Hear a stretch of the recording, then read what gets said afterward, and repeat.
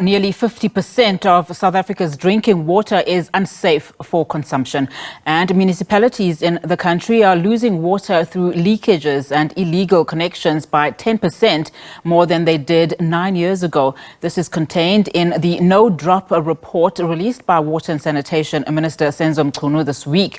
The report also reveals that non-revenue water, that is the treated water produced by municipalities for which there is no revenue, is also caused by poorly functioning or non-existent water meters. Municipalities are urged to engage in community education and awareness. On this, we are now joined via video link by Benoit Le Roy, Director of Operations at Nexus Water Alchemy, to weigh in on some of the issues. Benoit, thank you so much for your time this afternoon. Let's first get your reaction to this report. I mean, does it come as a surprise that almost 50% of South Africa's drinking water is not safe to drink? And even more worrying, I would say, is the portrayal of how dysfunctional just some of the municipalities have been and continue to be. Look, unfortunately, it's no surprise at all. I had the distinguished job of closing down the largest EPC in the water game 21 years ago. That's when government decided that spending in water infrastructure at the current rate then wasn't the thing to do. But I must say the good, so the news is not new. I think the good side of it, the good takeaway, is that we have a real story out there. It's been put out without any blemishes, without any auditing, and it shows where we're at. So healthcare system has collapsed, Eskom has collapsed, the ports have collapsed, Transnet has, the post office has, and the water is something we take for granted, and we shouldn't. And society needs to be aware of this, so that we can hold government, to account. So it is dire, and it is going to get worse. It won't get better overnight, even if you put all decks on hand today. It's a long, hard road to get it to where it is now, and to get it back is going to be a lot of hard work. But I think at least we've got people's attention, and we can start rebuilding it before it's too late. And we don't think it is too late, and we think we have the capability, but we're going to have to start, because we are paying for these services, but the water is not fit to drink, and 70% of the chemical compliance is not right. So the microbiological is just below the 50%. So 70% of our water is actually not fit for human consumption. And then we waste nearly 50% as non-revenue water as a fiscal loss. As far as the fiscal losses, I wouldn't say too much about the water meters, because Scotland doesn't have any, and they're fine. So the water meters do not cause non-revenue water.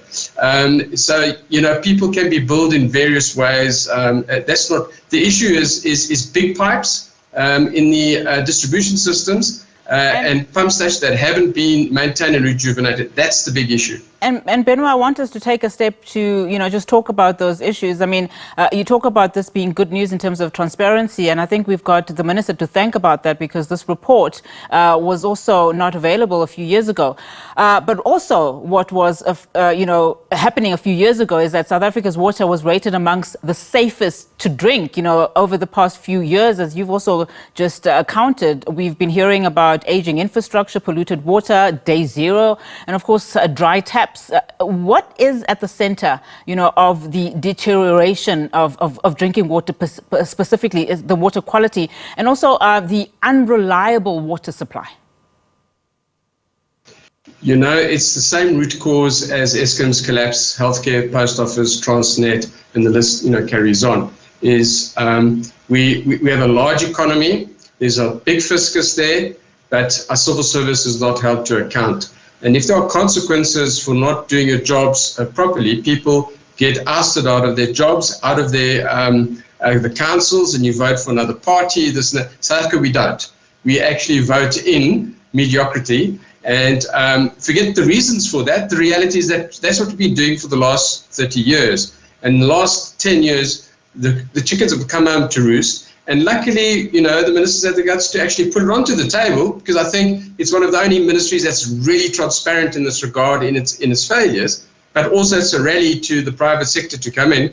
And to do that, we're going to have to heighten the governance frameworks at local authority level.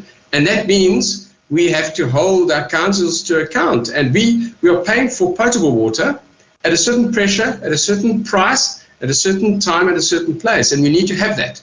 And we need to demand that. And if the current regime can't do it, put another one in. If that one doesn't do it, put another one in until we get, a civil service and a government that manages things according to what. And we're not asking for favors here. We're asking for basic services. These are basic services. So, the root cause is the same. It's just the water one took longer. It always takes longer. Electricity is on off. Water takes a while for it to get to where it is. And we're polluting. You must remember that we have only 4% of the sewage plants that received green drop certification. That means that 96% do not comply.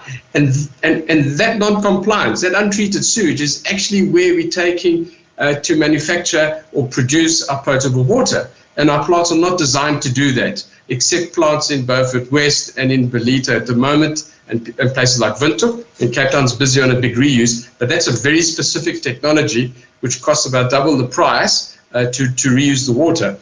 Our plants don't have that. And this is why we had the crisis in Hammanskraal. We were putting sewage through the Temba water treatment works. It's not designed, to do that. So, this is another symptom of state failure. And I think it's good. It's not a good Christmas present, but it's good that I think society is being faced with the raw facts, as they are. And now we need to rebuild it. And there's an economic multiplier in doing this. But we mustn't just put new money into new plants. We must manage what we have, and we must extend the lives of what we have. And we have technology to do that. It's not a technology issue at all. Benoit, as we wrap our interview, and I'd like you to keep this one short, just talking about governance issues, just talk to us about the role of water boards. How effective are they and can they be to turn things around? I mean, as it stands, South African municipalities owe the Water and Sanitation Department billions of rands for water. Yeah. But the water boards are bulk water producers, and what we need to do is have a source to tap. In other words, from the dam to the water board to the consumer, be it industrial, commercial, or household, that should be one entity that we have there. Whether it's public or private or a mixture of both doesn't matter, but we need to have that so there's a single source of responsibility. So the water boards are not the cause of the problem. The architecture makes it very difficult. So I think if we have one supply chain as a utility, which most of the world does, and it works very well, we can start turning things around very quickly, because then it's one person who's billing the end consumer, and we have national water trading entities now, we have water boards, and we have municipalities, and we have consumers. It's too complicated.